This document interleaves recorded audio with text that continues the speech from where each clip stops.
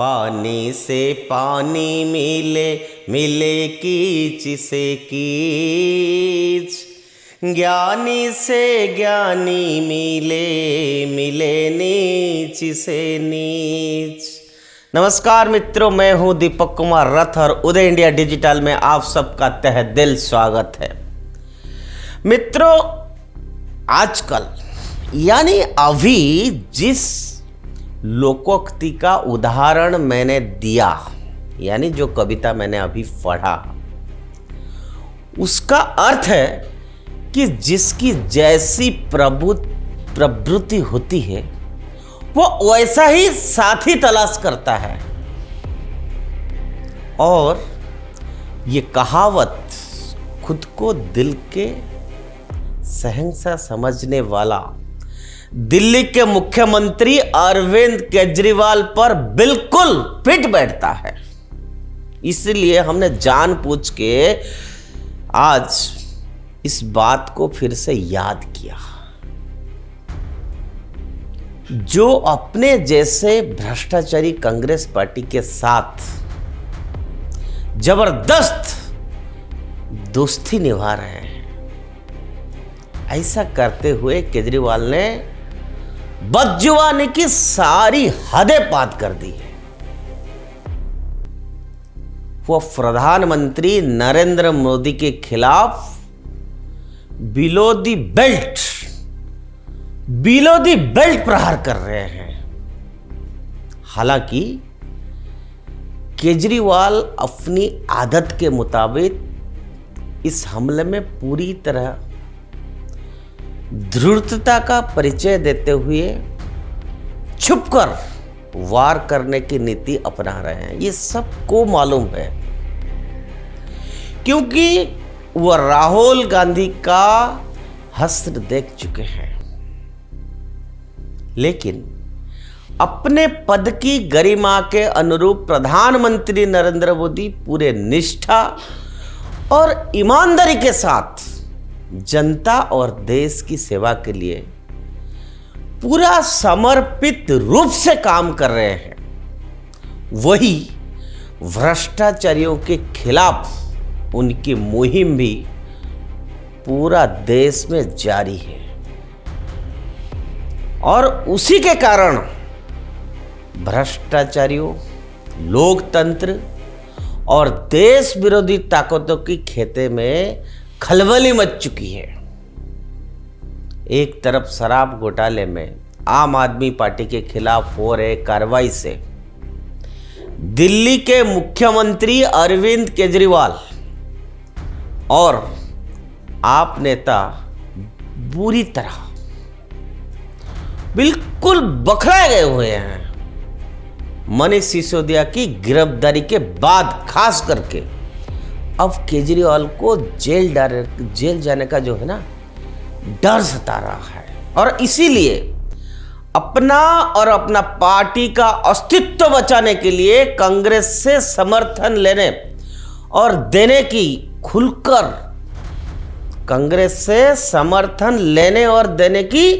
खुलकर वकालत कर रहे हैं। मित्रों, आज केजरीवाल कांग्रेस के सबसे बड़े हमदर्द नजर आ रहे हैं। उनकी जो स्टेटमेंट्स आ रहा है उसी से प्रतीत हो रहा है क्लियरली राहुल गांधी की संसद सदस्यता खत्म होने से कांग्रेस के साथ केजरीवाल को भी गहरा सदमा लगा है। मित्रों, सदमे में वो प्रधानमंत्री नरेंद्र मोदी पर व्यक्तिगत हमला करने में सारी मर्यादा उल्लंघन कर रहे हैं। उनको गाली देने का कोई मौका छोड़ ही नहीं रहे हो। दूसरा, केजरीवाल ने दिल्ली विधानसभा में अपने तिखी भाषण के साथ मोदी विरोधी पिच को एक असामान्य ऊंचाई तक ले गए हैं, जिसमें भाजपा सरकार को सबसे भ्रष्ट और मोदी को सभी प्रधानमंत्रियों में सबसे अशिक्षित कहा गया है। भारत के इतिहास में सबसे भ्रष्ट प्रधानमंत्री अगर कोई हुआ है, भारत के इतिहास में सबसे कम पढ़ा लिखा प्रधानमंत्री अगर हुआ है, मैं नहीं समझता आजाद भारत में कोई 12वीं पास प्रधानमंत्री हुआ है। कम पढ़ा लिखा प्रधानमंत्री होगा, कोई भी आके उनको बेवकूफ बना देगा। कोई आके बोलेगा सर आप नोटबंदी कर दो, भ्रष्टाचार खत्म हो जाएगा। अब अगर कम पढ़े लिखे प्रधानमंत्री उनको समझ ही नहीं है, वो नोटबंदी कर दी उन्होंने, भ्रष्टाचार खत्म हुआ, वैसा का वैसा है।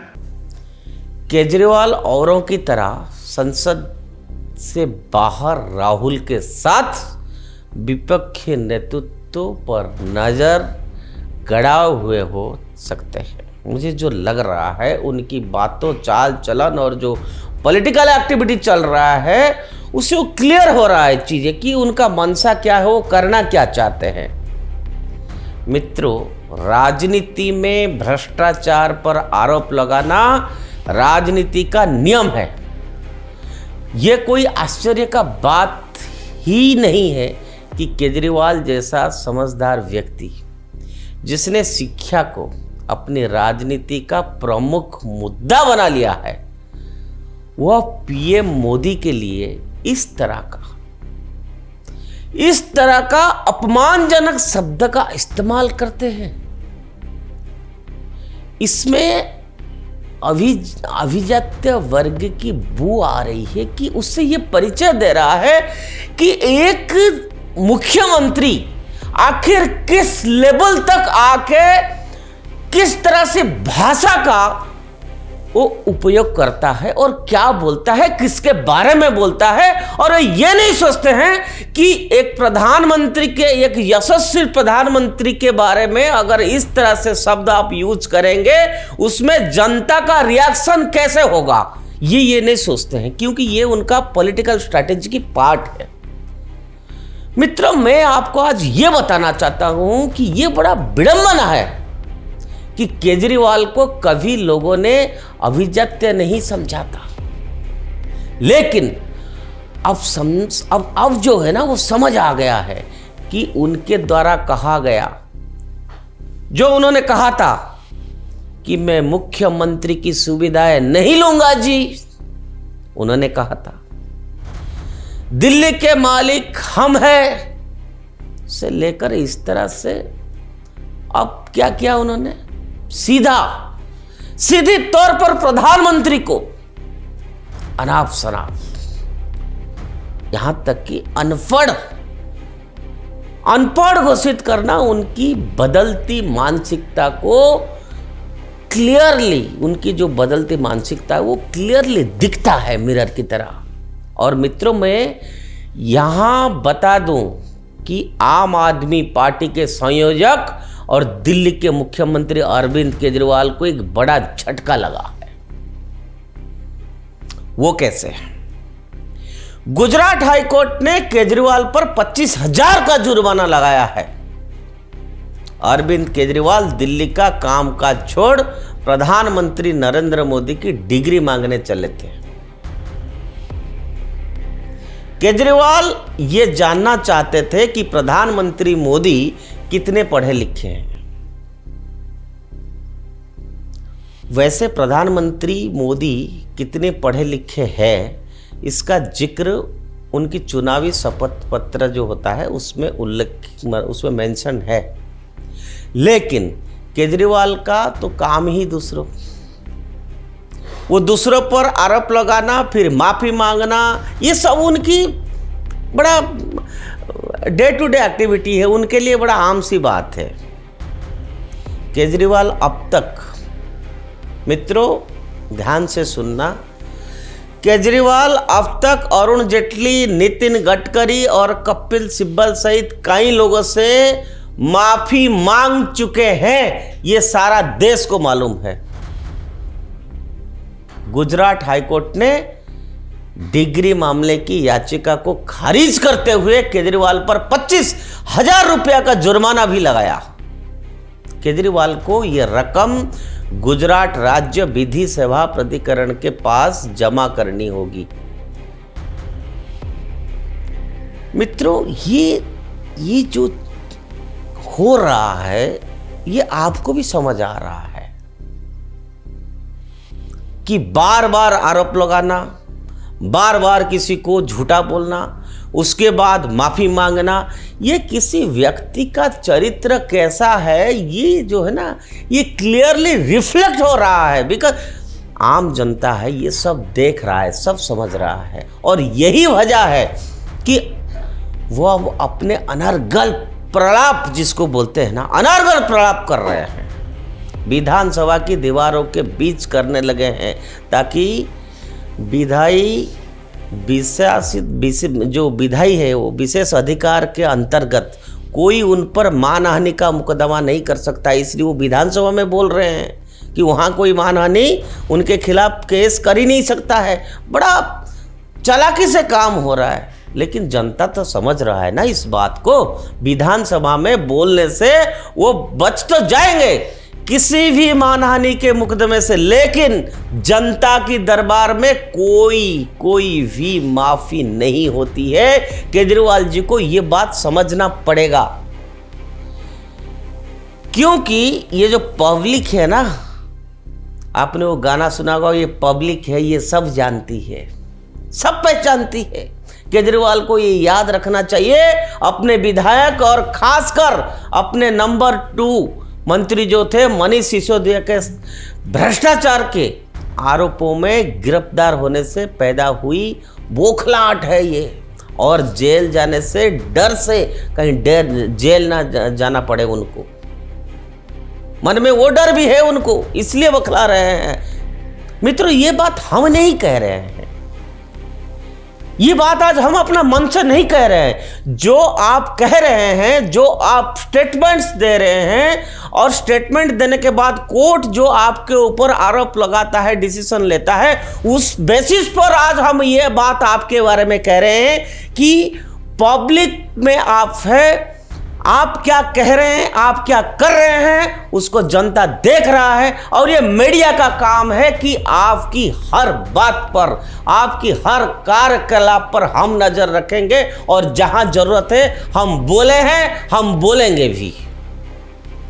केजरीवाल इस तरह से, मैं आपको कहूं, इस तरह से नीच कर्म पर, इस तरह से नीच कर्म पर उतर जाएंगे, ऐसा किसी ने कभी सोचा ही नहीं था। अरे वो दिन याद करो जब वो बैठ के इंडिया गेट में बैठ के कितनी बड़ी बड़ी बातें और देशभक्ति का संगीत लगा के क्या क्या बात नहीं हो रहा था। करप्शन नहीं करेंगे, कोई भी राजनीति में रह के फायदा नहीं उठाएंगे, लाल बत्ती नहीं लगाएंगे, घर नहीं लेंगे, ये नहीं लेंगे, वो नहीं लेंगे। आज सारा सुविधा आपने लिया, आज आपने वो सारा काम किया जो सब काम आपने बोला था मैं नहीं करूंगा। लेकिन मित्रों, ये जो सब किया है या कर रहे हैं, ये पूरी तरह से अप्रत्याशित हो ऐसा भी नहीं है। समझिए बात को, गूढ़ बात क्या है उसमें, इस बात को भी समझना पड़ेगा कि अरविंद केजरीवाल और उनकी पार्टी जब से अस्तित्व में आई है, तब से लेकर आज तक आकंठ उनके ऊपर भ्रष्टाचार की आरोप लगी हुई है। अपने आप को पाक साफ बताने के लिए दूसरे पर किच्चड़ उठाने से वो सिद्धस्त हो चुके हैं। सच क्या है, झूठ क्या है, ये आपको भी मालूम है, जनता को भी मालूम है। उनकी जवान कितने निम्न स्तर की है, ये हमें आपको बताने की जरूरत नहीं है। दोस्तों, शिखर पर आने के बाद सड़क की भाषा को अपना लेना एक मुख्यमंत्री को या मुख्यमंत्री का पद को शोभा नहीं देता है। लेकिन केजरीवाल जैसों की उपदेश भी समझ में नहीं आता है। वो क्या उपदेश दे रहे हैं जनता को, क्या कर रहे हैं, क्या कह रहे हैं। भाई एक बात पे तो कायम रहिए आप, कम से कम ये तो समझिए कि आज आप कोई स्टेटमेंट दिया उस पर कायम तो रहिए। आप ही बोला कि हम भ्रष्टाचार नहीं करेंगे, तो आपका सारा मंत्री जेल में है। केंद्र की सरकार चाहे कोई भी हो, एजेंसीज अगर उसका काम कर रहा है, क्या उसके लिए प्रधानमंत्री मोदी जिम्मेदार है? क्या इस देश में भ्रष्टाचार करने वालों को पकड़ना नहीं जाना चाहिए? ये जनता को तय करना है। अगर आप भ्रष्टाचार नहीं किए हैं तो 1 साल से एक मंत्री आपका क्या कर रहे थे, और इतने दिनों से आपकी डिप्टी चीफ मिनिस्टर सिसोदिया क्यों है? क्या ये आपको जनता के सामने आपका जवाबदारी नहीं है कि आप कह सकते हैं, ताल ठोक के, छाती ठोक के कह सकते हैं कि हमने कुछ नहीं किया था, हमको लेके जेल में भर्ती कर दिया? ऐसा होता है क्या? मित्रों, आज का जो विषय था ये बड़ा गंभीर विषय था, क्योंकि पूरे विश्व में जब भारत आगे बढ़ रहा है, भारत की अर्थव्यवस्था स्ट्रांग हो रहा है, जब नरेंद्र मोदी को इंडिया ही नहीं जितने नेबरिंग कंट्रीज है वो सारे रेस्पेक्ट कर रहे हैं, उनको पॉलिसी को एक्सेप्ट कर रहे हैं, आज इंडियन रुपीज आज एक ग्लोबल करेंसी बनने जा रहा है, वैसे स्थिति में देश की प्रधानमंत्री के बारे में इस तरह से भाषा बोलना और उसका रिएक्शन क्या होना चाहिए वो पब्लिक देगा, क्योंकि पब्लिक सब जानता है, और सब मैं मानो कि पब्लिक सबसे बड़ा पंडित होती है। आज के लिए इतना। भारत माता की जय।